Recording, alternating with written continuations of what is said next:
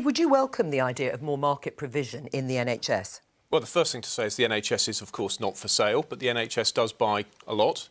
And, of course, that is what the aspect that's to be discussed in a trade deal. If the NHS can buy less expensive drugs through a trade deal from the USA, then that's a good thing.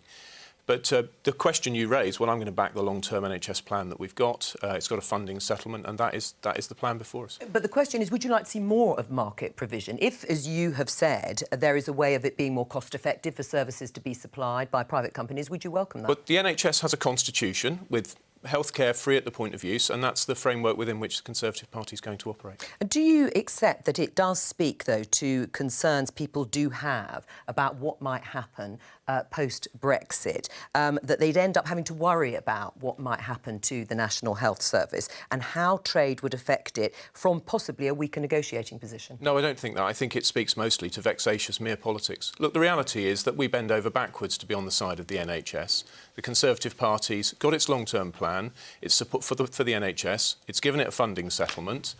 And, of course, we're backing the constitution of the NHS. So all of those things actually are off the table. People don't need to worry about it. Philippa, should American companies be able to bid for and supply NHS contracts?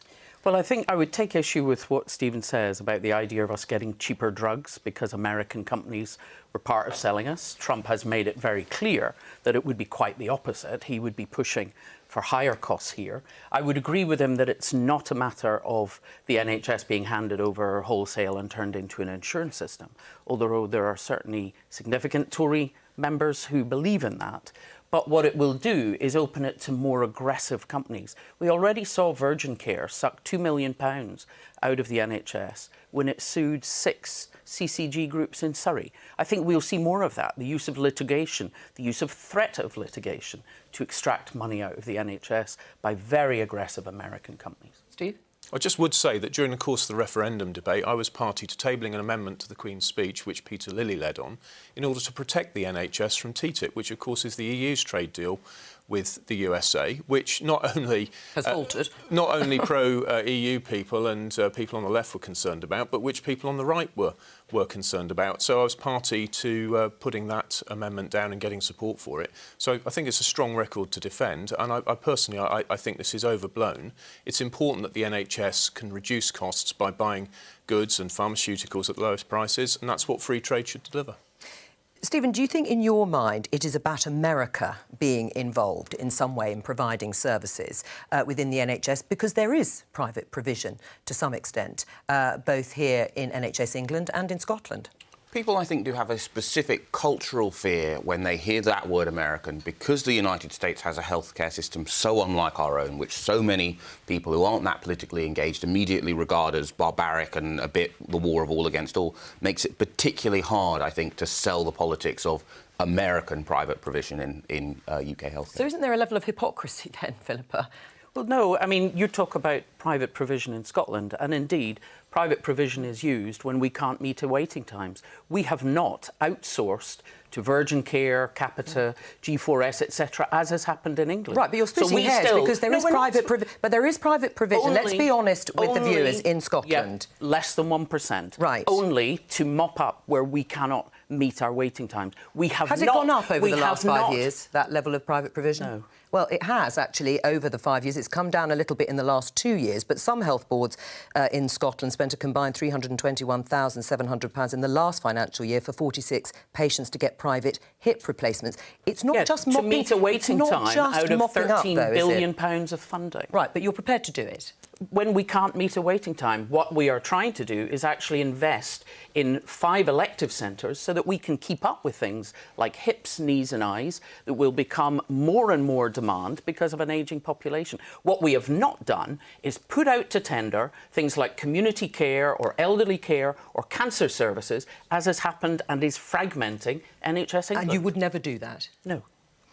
What do you think when you listen to this conversation? Because it's going to be the core, I think, of this future trade deal, not just about the NHS, but what is going to be included in that sort of trade deal post-Brexit. Well, I think the tone of the conversation is a sort of moral one, isn't it? It's not really about what works in health provision or indeed in other sectors. It's about how Brits feel about certain things. So so much of the NHS, actually, people say they love the NHS in a way that you don't really say about, I don't know, our education system, for instance, or social work in this country. And even though actually the NHS, you know, I've experienced it personally as someone with mental health problems, can be terrible at treating people in a timely fashion. But we still, as a country, get very, very het up about this, which makes it very difficult to have a policy-focused debate, I find, because, you know, Philippa has to focus on how little the private provision in Scotland is, because people get very frightened when they hear the word private provision, even if actually it means that waiting times are shorter. I mean, would you use more of it if it is proven to be efficient? But no one has ever. I mean, it's happened under Labour. It was accelerated under the Conservatives with the Health and Social Care Act. I have not seen a single paper or report suggesting that there was a benefit to patients, that it was more effective, that it provided better clinical care. It's actually been quite the opposite. Steve? Well, I haven't got the statistics to hand because I wasn't expecting this to come up, but the graphic went out repeatedly last time this came up. The rate of private sector involvement in the NHS actually slowed after 2010. But, you know, the reality is the UK has a rich and diverse history of healthcare provision, including mutuals. I'm a member of a health mutual called Ben Endon. One of my favourite books is called Working Class Patients and the Medical Establishment, which I thoroughly recommend to everyone, written by a former Labour councillor who now runs Civitas, David Green. You know, Labour through their foundation trust reforms, looked at how you could get more mutuality, more direct sense of public ownership of public services. All that's reflected in the Open Public Services White Paper that we have. So the point really I'm making is we shouldn't be afraid to have a really plural conversation about the rich diversity of provision that we have in healthcare in particular. Trade unions provided healthcare once upon a time. You know, we shouldn't be afraid of friendly societies, mutuals and trade unions being involved in provision. Some people might call that private because it's not provided by the state.